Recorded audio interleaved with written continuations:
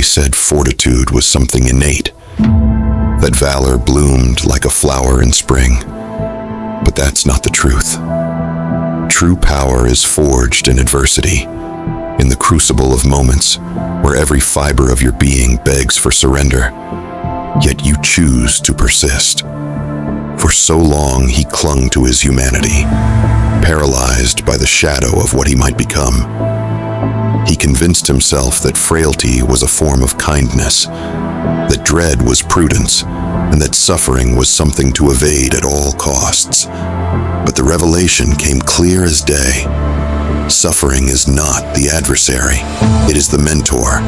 It tears away illusions, forcing one to confront their essence, whispering, "Here is where you start." He was shattered, time and time again, deceived, tormented, crushed under the enormity of forces beyond his control. Each time, he longed to cry out, to plead for salvation, but no savior appeared. No one could. Jason was the one who pushed him beyond the breaking point. With every slash, every taunt, and every calculated act of cruelty, Jason sought to extinguish the flicker of hope within him. The relentless torture was not merely physical. It was an assault on his very identity, a brutal dismantling of the boy who once believed in the comfort of normalcy. Jason's cruelty forced him to confront the deepest abyss of his soul, to decide whether he would remain a victim or rise as something more. In those moments of excruciating agony, he discovered that the limits he once believed in were illusions.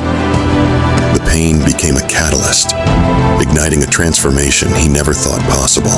If you are watching this, your Jason is the very world you were thrust into. An unrelenting, unmerciful world that doesn't understand hesitation or fragility.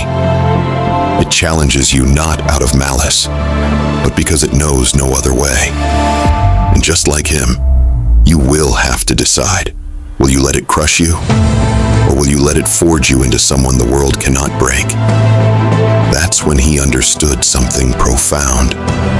The world does not wait for readiness. It does not pause for hesitation. It thrusts you into chaos, and you either succumb or emerge reborn. Fragility does not vanish. It is stripped away, layer by agonizing layer, until all that remains is unyielding.